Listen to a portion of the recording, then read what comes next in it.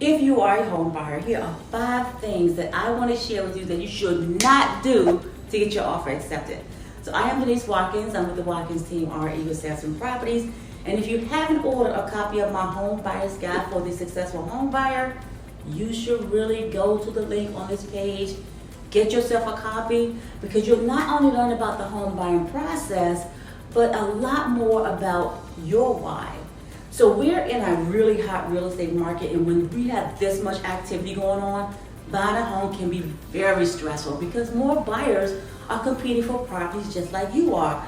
That is why it's so important that you know and avoid these 5 things when writing an offer. So number 1, not knowing what the sellers want. In a competitive market where homes are having multiple offers, it's important to know what the seller wants before submitting an offer. Besides price, there are many other factors that the seller consider when looking at offers. So it's important to have a really good real estate agent on your side that will find out what terms are ideal for the seller and hopefully work for you too.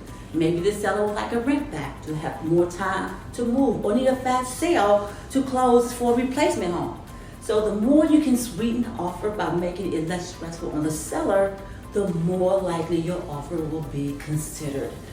So number 2, be sure not to second guess yourself. Now as a buyer, it is easy to second guess yourself. You start to feel anxious because you're making this big purchase. You're not sure what your wants and needs are. So you have to have a good understanding of your financing and what you want and what you need. So do you really want to buy a house or not?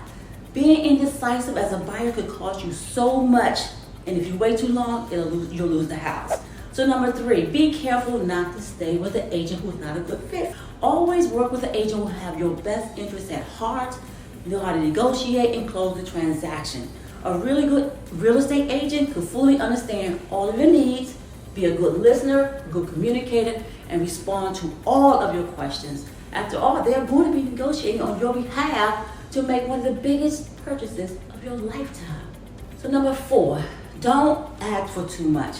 Now we've heard the saying, they ask for everything but the kitchen sink, right? Well, asking a seller for too many freebies can come off as being demanding and a bit disrespectful. So it's always best to be courteous and fair during the part of negotiations that benefit both parties involved.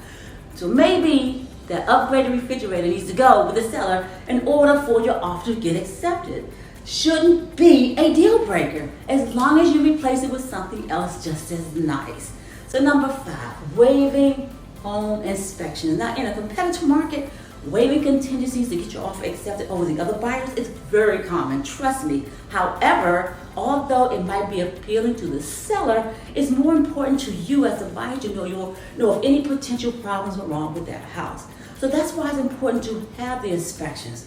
Waiving the inspection could cost you thousands of dollars down the road. So if you are a buyer and you would like more information about the home buying process about pricing, email me, text me, call me, I'll take it from there. So I'm Denise Watkins, and don't forget to get a copy of my Home Buyer's Guide for the Successful Home Buyer. I wish I had one of these when I was shopping for a home, because this guide will help you make a well-informed decision and provide you with the resources that will empower you.